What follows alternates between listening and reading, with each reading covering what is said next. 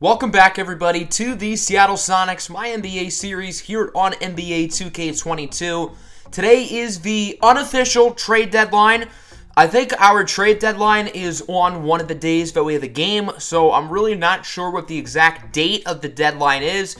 I know it's around this time, so we're pretty much going to make today our trade deadline, and we're probably going to make all of our moves for the rest of the season in this episode.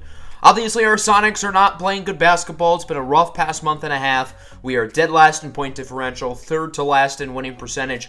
We knew that this year we were not going to win a ton of games. We knew it would be a lot of development and growing pains, and that's exactly what it's been, development and growing pains. But I do feel like a lot of our young guys are improving, which was really the goal this year, try to figure out which players we can build around for the future. And here at the trade deadline, this team might get even younger, as we will possibly look to trade a few of our veterans away, maybe look to add even more draft picks.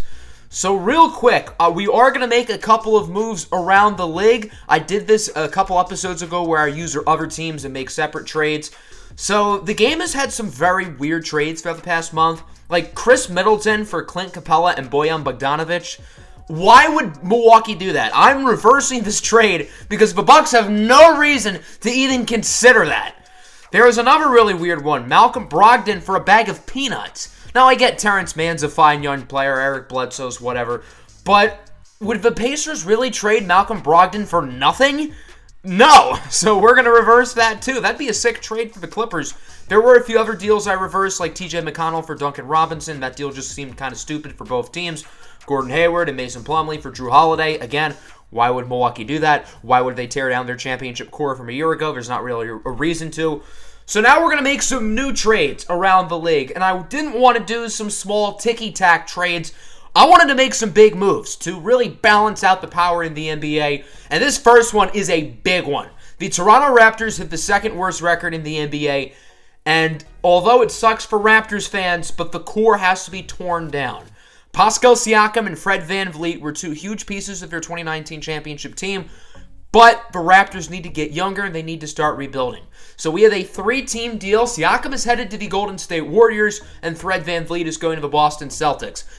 Toronto will definitely be getting strong value back. From the Warriors, they will receive Moses Moody, Juan Toscano-Anderson, a first-round pick, and 2 second-round picks, all of which are going to be in this year's draft. From Boston, they're going to acquire Peyton Pritchard, a future first-round pick, Romeo Langford, and Boston's second-rounder. So Toronto's getting 2 really good young players in Moses Moody and Peyton Pritchard, along with 4 picks for this year's draft. A few other players are being swapped around. Isaac Bunga and Nemanja Bjelica are going to Boston, and Isaiah Thomas and Josh Richardson are going to Golden State. So really a win-win-win for all 3 teams. Boston and Golden State get 2 fringe all-star level talents, and the Raptors can really kickstart their rebuild. We have a couple smaller trades as well. TJ Warren returning to the Phoenix Suns in exchange for Cameron Johnson and a future second-round pick. Cam Johnson's a fine player, and I could see why the Suns would be hesitant, but Phoenix is buying, and TJ Warren is, quite frankly, an upgrade over Cam Johnson. And for the Pacers, they're a bad team. They get younger, so I think it's a good move for both sides. And then with Portland, they need to convince Dame to stay. If Portland does not win a playoff series this year, Dame is probably as good as gone. So the Memphis Grizzlies don't really need Kyle Anderson because he's on the last year of his deal. They need to pay Jaren Jackson this offseason. They need to pay Miles Bridges this offseason. They need to pay Ja Morant soon. So I don't think they want to pay Kyle Anderson the big bucks. So that's why they're willing to trade him. Going to be acquiring Nasir Little and a future first-round pick. I know that doesn't look like outstanding value for the Grizzlies, but again, Kyle Anderson is an expiring contract.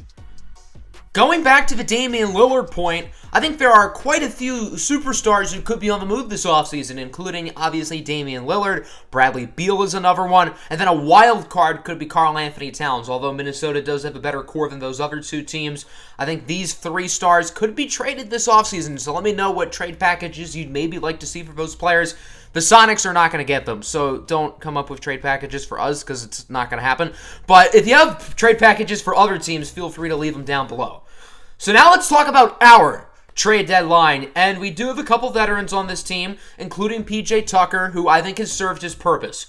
The whole plan with Tucker was to have him be a mentor the first half of the year and trade him away here at the deadline. Cameron Payne is also a player I'm considering trading. He hasn't been as good as I anticipated, and I think a contending team might want him. So I had trouble finding value for PJ Tucker. I thought about that deal for Kendrick Nunn, but other than that, there wasn't really anything I really liked here. So I decided to do a trade with the Trailblazers again, straight up for Greg Brown. Again, Portland needs to convince Damian Lillard to stay. And for us, we're getting a young, interesting player in Greg Brown who's not all that good, but he's super athletic. He has a lot of upside and could be something down the line. For Cam Payne, I didn't really find anything I liked, and he does have another year on his deal. I didn't feel pressured to deal him, so we're going to hold on to Cameron Payne, and I guess we're going to have a very quiet trade deadline, only making one move, swapping PJ Tucker for Greg Brown. So this is the new look rotation, although it's not really that much different. Kelly Oubre now slides to the 4. That's about it. I've gotten a lot of comments about possibly moving the quarter length up, and at first I wanted to stick with 8 minutes, but the more I thought about it, I figured why not experiment with 9 minutes? I don't want to go over, but I think trying 9-minute quarters for today's game could be a good idea. We're only going to do one game in this episode because the first half of it was dedicated to the trade deadline. And now we got a contest here against the Chicago Bulls at the Climate Pledge Arena here in Seattle as Cam Reddish finds himself wide open for a quick 3. Nice shot for Reddish, who has definitely gotten his numbers up throughout the season. I think he has really improved as the season has gone on. Xavier Tillman with a really nice play, showing off that touch inside. Now a 4-7 game. Kobe White connects with Zach LaVine off the screen. The Bulls were very aggressive in this offseason, signing DeMar DeRozan and acquiring Nikola Vucevic last year at the trade deadline. So far, it hasn't really translated to wins, as they are currently the 7th seed. Nice play by Kelly Oubre to steal the ball off the miss, get the putback, as it's now 11-8. Jordan Poole, no good. Another rebound, though, for Oubre and the putback layup. With PJ Tucker gone, Oubre is going to be a permanent starter for the rest of the year, so I'm really curious to see how he plays down the stretch. Kobe White kind of just heaves up a prayer, and it goes in. Nice play for White. And the Sonics will call a timeout up by 3 with the bench unit starting to trickle in. Kobe White cooks Cam Payne for dinner. What a play by Kobe White. Cam Payne showing off his defensive prowess, or I guess lack thereof. Kobe White gets a screen and hits the triple. Very strong first quarter for Kobe White, and we are tied at 19. Cam Payne with the step back goes inside for Bull. Nice pass, nice finish, and the Sonics will get their lead right back. 21-19, Kobe White trying to drive inside. Bull tries to block it away, but instead White dishes it for Tony Bradley, who gets a nice layup, and now we're tied at 21. RJ Hampton in the corner for 3. Nice shot for Hampton. He has an early 5 points off the bench. And so far, it has really been a back-and-forth first quarter. Both of these teams really looking good offensively. As RJ Hampton sinks another one. That 3 goes nothing but net. 8 points in the first quarter for Hampton. Kobe White, no good. Rebounded by Tony Bradley. Nice start off the bench for Tony Bradley. He's had a few buckets, and now it's 27-29. Winding moments of the quarter. Bull at the buzzer. It's good. What a fadeaway by Bull. But did he get it off in time? The booth is going to take a look at this. And that was really close. We got to get a closer look. And right here, it appears that he does not get it off in time. It looked like he was a tenth or 2 away. But that bucket is not going to count. So it will remain 27-29 as we go to the second quarter. Bull fooled by the pump fake. Zach LaVine getting mean for 3. Nice bucket by LaVine. That'll put the Bulls up 30-29. But not for long, as Jaden Springer, the rookie out of Tennessee, makes a nice move for the layup. Now 33-30. Again, LaVine fools the defender on the pump fake and is going upstairs where Grandma hides the cookies. What a slam by Zach LaVine, 2-time dunk contest champion. And even though he is not known as a dunker anymore, he's more so known as an all-around player, he can still get up there. 34-35, Kobe White, who's had a great first half offensively, hits the layup. Now it's a 1-point Chicago lead. Here's Cam Reddish with the step back, long 2. Nice shot for Cam Reddish. And the Sonics are back up, 38-41. White again with the slam, and these Bulls guards are having a field day on the offensive end of the floor. Sonics call timeout trying to rebound as Talen Horton-Tucker, acquired earlier in the season from the Lakers, gets it out to Myers Leonard for 3. We're in the year 2022, and Myers Leonard is still starting on an NBA basketball team. Wild. Jordan Poole with the slick step back, and the Sonics are right back on top. Nice shot for Poole, who has 9 points here in the first half. Chicago trying to answer back. Here's DeMar DeRozan. Floats up the layup. Tough defense by Oubre, but it does fall. Quiet start so far for DeMar DeRozan. Hasn't done a whole lot yet. Isaiah Dosunmu, drafted by the Bulls last year, loses it. Zach LaVine steals it away. LaVine connects with a wide open Myers Leonard for 3. Maybe the Sonics shouldn't underestimate Myers Leonard because right now he's got a sniper back there from beyond the arc. Zach LaVine with a nice layup. Bulls trying to make a nice little run before the end of the half as they lead by 4. Sonics on the fast break. R.J. Hampton wide open. And it's Hamp time right now, everybody. R.J. Hampton 3 for 3 from the on the arc here in the first half. Hampton gets it out for Cam Payne, who knocks down the tray ball. And the Sonics tied at 54. Now 56-58. LaVine for the tie off the mid-range. It is good. Cam Payne caught sleeping there on defense. As Payne passes it out for R.J. Hampton, doesn't get it off in time, doesn't go in anyway. So that will conclude the first half. We've had ourselves quite the contest. Chicago 58, Seattle 58. R.J. Hampton has been very impressive with 15 points off the bench. Curious to see if he can continue his strong play here in the third quarter. Bulls starting with the basketball. Nice mid-ranger for Kobe White, who was outstanding in the first half, showing why the Bulls used a top 10 pick on him a couple years ago. Zach LaVine with the drive. Xavier Tillman with a hand in his face, but LaVine still makes the lay-in. 62-60 now. Reddish on the inbound. Josh Hart catches the Bulls off guard and 6 for 3. Great play by Josh Hart. He went open to the corner when the Bulls were not expecting him. Nice steal, though, by the Bulls off the rebound. That was Nikola Vucevic. So the Bulls missed it, but Vucevic got it right back to get the layup to put Chicago up. Doesn't look like they'll stay up as Killer Cam Reddish gets the slam. Kelly Oubre trying to drive inside, will miss the layup, grab his own rebound. He now has 8 and 6. Misses the putback attempt, but the 7'2" ball is easily able to make that play because he's bigger than everybody and he's ball. 68-69 now. Nice. Bulls are going to get the lead right back. Zach LaVine flying upstairs for the two-handed slam at Jamma. 71-70 now. DeMar DeRozan guarded by Hampton. A little mismatch as there's Kobe White off the screen for 3. And Kobe White cannot miss right now. 73-72. Sonics on the fast break. R.J. Hampton again gonna let it fly. 4 for 4 from deep. What a shooting night for R.J. Hampton. Hampton back with it. Goes for the pump fake. Trying to drive inside. Nice little turnaround J, and it goes in. And R.J. Hampton cannot miss right now. He has 20. His career high, by the way, is 23. White with another layup. He continues to just outright dominate. But the Sonics do hold on to their lead 75-77 as they call time. DeMar DeRozan trying to tie the game up, but he's going to pass it in the corner for guess who? Kobe White for 3. Are we sure this is Kobe White or is it Kobe Bryant? R.J. Hampton loses it, but Isaiah Dosunmu picks it back up. Back out to Hampton with the reverse lay-in. And R.J. Hampton is now 1 bucket away from completing his career high, and we're still in the third quarter. Hampton passes it out for a wide open Ayo Dosunmu for 3 in the lead. Dosunmu was Chicago's second-round pick last year, but they did not protect him in the expansion draft, and the Sonics ended up picking him up. Hampton with the layup. There you go. That's his career high, 24 points.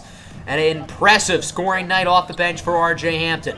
Kobe White no good at the buzzer. That will conclude the third quarter. A lot of offense today. 84-80, now 86-80. Sonics on top. Jordan Poole opens up the 4 for the catch-and-shoot 3. And Seattle has all of the momentum right now. They're really feeling themselves. Poole, step back. Why not let it fly? Bang! Jordan Poole hits the 3. It is a 12-point Seattle Sonic lead. They can't blow this, right? Well, that's not a great start, leaving Myers Leonard wide open again. Leonard will hit the 3, and it's a 9-point game. Bulls are far from out of it. LaVine with the spin move, blocked at the rim by Tillman, but Nikola Vucevic is there for the putback slam. 7-point game. Now only a 5-point game. Patrick Williams hands it off for White. Back to Williams for the slam. I'm a big Patrick Williams guy. I'm very high on him, and I'm disappointed for the Bulls that frickin' what's-his-face? Myers Leonard is starting over him. Doesn't make sense. Vucevic out to Zach LaVine. That'll tie the game. The Bulls are on a 12-0 run right now. Yeah, the Sonics did blow it, and they blew it very quickly. Seattle will gain the lead back. Xavier Tillman hits the layup. So it looks like this is going to be back and forth again after that nice little run by Seattle, followed by a 12-0 run by the Bulls. As Myers Leonard hits another three, his fourth of the game. Chicago is now up 99-96 with about 3 minutes to go. Sonics trying to call a play. Nice pass from Hart inside for Cam Reddish, who now has 15 points. 1-point game. DeMar DeRozan guarded by Reddish. Reddish sags off a little bit, and DeRozan makes him pay with the spin move lay-in. 101-98. 2:17 to go. This is the ball game. DeMar DeRozan, tough shot. Nice defense on that possession by the Sonics, but it does fall. 5-point game now. Can Kobe White ice it from deep? That might do it. Kobe White for three. 8-point lead here for the Bulls. And the Seattle Sonics are in a lot of trouble. They need a quick basket. Josh Hart pulls up from beyond the arc. Only a 5-point game. Hold on. The Sonics aren't quite done. Zach LaVine trying to drive to the right side. Nice defense by Hart as the layup is no good. But Zach LaVine gets the putback. Obviously, Josh Hart is a great rebounder, but for one time, he's unable to grab the board at like the least opportunistic time. Cameron Payne misses the three. That feels like it's probably the icing on the game. But Zach LaVine wants one more play for good measure as he posters Cam Reddish. That'll do it. 112-103 is your final as Jordan Poole tries to pull up from like 30 feet, and he's no good. A tough loss here for the Seattle Sonics. They were up by 12 at one point, 92-80 early in the fourth quarter. And then the Chicago Bulls proceeded to go on a 32-11 run to finish out the ball game. And the Sonics have had a lot of losses like this year. Big leads that they're just unable to sustain in the fourth quarter. I mean, that's what happens with young teams. R.J. Hampton with a career-high 24 points, and he did it in only 11 minutes. He needs more playing time. We'll be talking about his minutes shortly. Poole with 15, Reddish with 15 as well, Josh Hart 8 and 10. Oubre had a pretty solid game too. And then for the Bulls, we could not defend their guards at all. Kobe White and Zach LaVine had 30 and 28 respectively, 22 as well for DeMar DeRozan. The Bulls bench only combined for 16 points in this game. So their starters really did all of the damage. So as I said, R.J. Hampton needs to play more. We're going to make him the starting point guard. Jordan Poole will slide to the 2, and Josh Hart will now come off the bench. And we're going to rock with that lineup up until the All-Star break.